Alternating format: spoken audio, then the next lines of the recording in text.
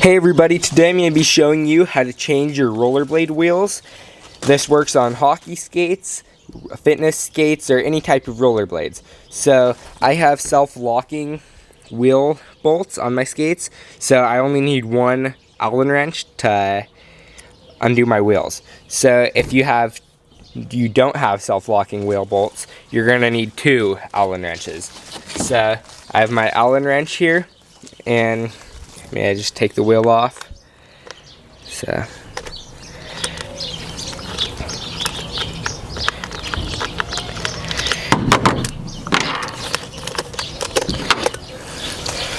okay, so here's my wheel. I'm gonna go ahead and zoom in. Come on, focus. Alright, so this little line right there, that's your spacer.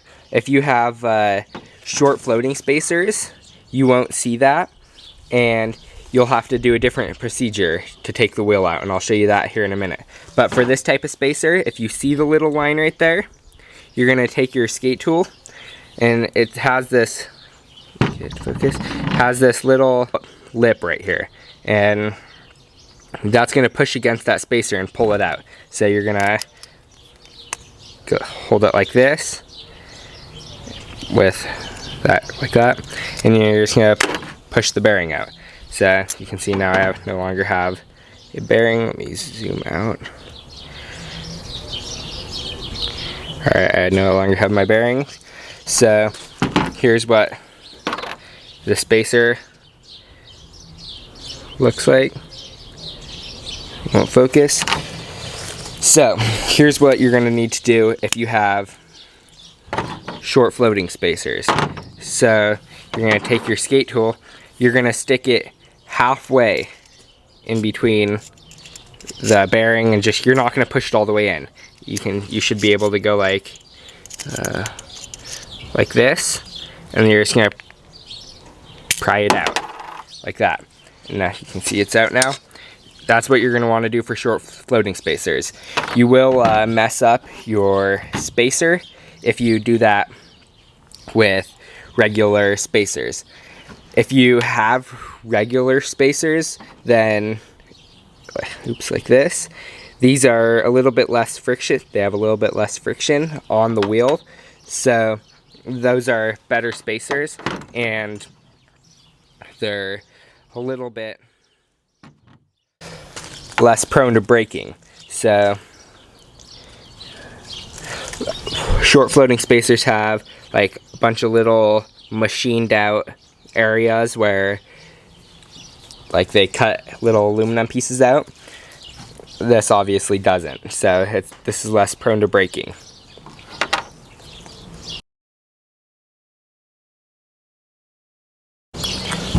Now if you try to push the spacer out like you have regular spacers and you have short floating spacers, it can mess up your bearing, so I wouldn't do that. And then for the last spacer, this one's pretty self-explanatory. You can either use your thumb or just use this to push this out, and then you've got your wheel. And you can take your other wheel or whatever other wheel you're going to put on it and just put it back on the skate. So also on the bearings, you want to, if they're Swiss bearings or nicer bearings where they have one side, won't focus. So one side has like this whitish color on it. You can see that right there, and then the other side has black. You're going to want to put the black side out like this. That way this is like a protective layer type of thing right there, and if you put it with the white part out, it's gonna be more prone to getting dirty, and therefore you'll have to clean your bearings more. So that's just the better way to do it. If you have Mission or Bauer skates, then you'll have these type of spacers right here. You won't have short floating spacers. And if you have tour skates, you'll have like, it's just gonna be like this little circle thing. It's basically like this, but without the two edges right there. those just won't be there, and you can't switch to this type, unfortunately. What ends up happening with the tour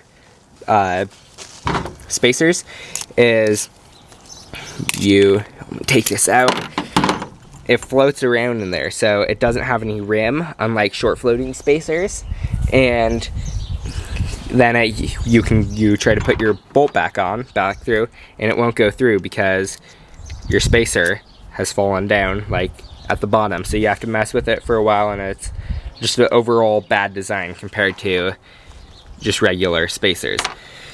Don't know why they do that, because the bolt is also thicker, which also makes the skate or the frame chassis heavier, which is also a negative.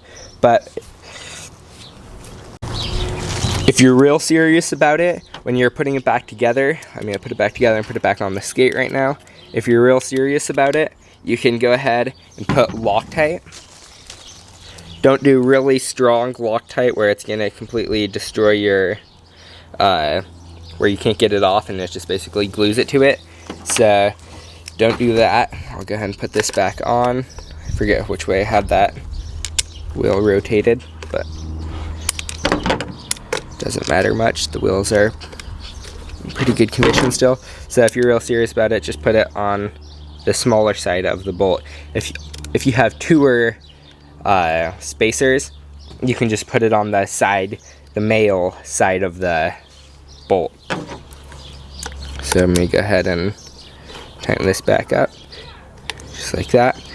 And you're gonna tighten it just tight enough where your wheel doesn't wiggle. So right here, my wheel wiggles.